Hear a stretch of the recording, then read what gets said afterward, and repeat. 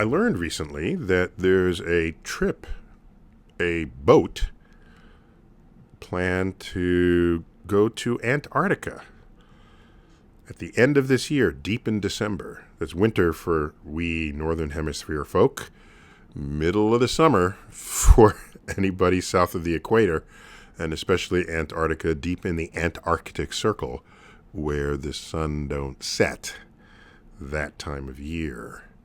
Well, there's a boat going, and I noticed it's in celebration of William Shatner. Yes, that William Shatner. William Shatner. And the man is 93, 94. I hung out with him a few months ago here in New York around the time of his birthday, and the man is like, maybe 94 is the new 64. I don't know, with regard to him. I don't know. But anyhow, it's a celebration of him. And I noticed on board would also be astronaut Scott Kelly. Those of you who may not remember, he has a twin brother, Mark Kelly. And Scott went into orbit, and his twin brother stayed on Earth's surface. And they did extensive medical analysis of the two of them upon Scott's return, because they're genetically identical, so any changes would be because one of them went into space. So I'm looking at it, I said, that'd be fun to go on that cruise. And so then I got invited. Never been to Antarctica before.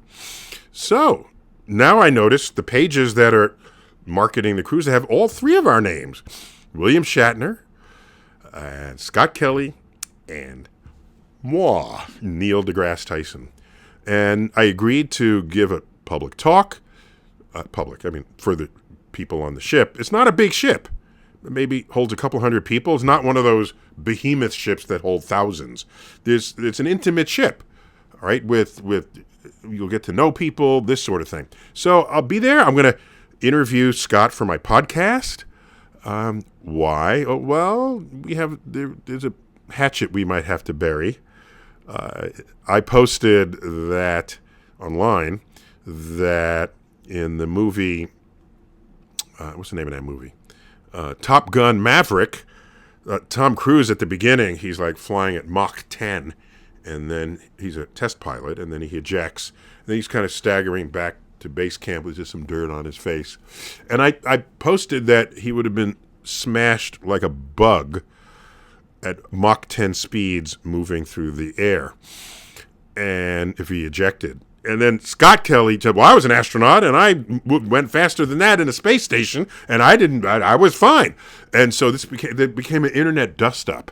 So if you want to see how that resolves, you might have to get a ticket on board this ship.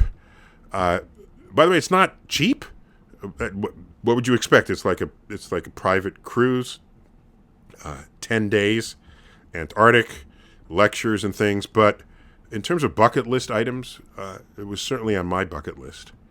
And I'd be surprised if anyone out there, if it was not on theirs. So maybe I'll see you in December, later this year.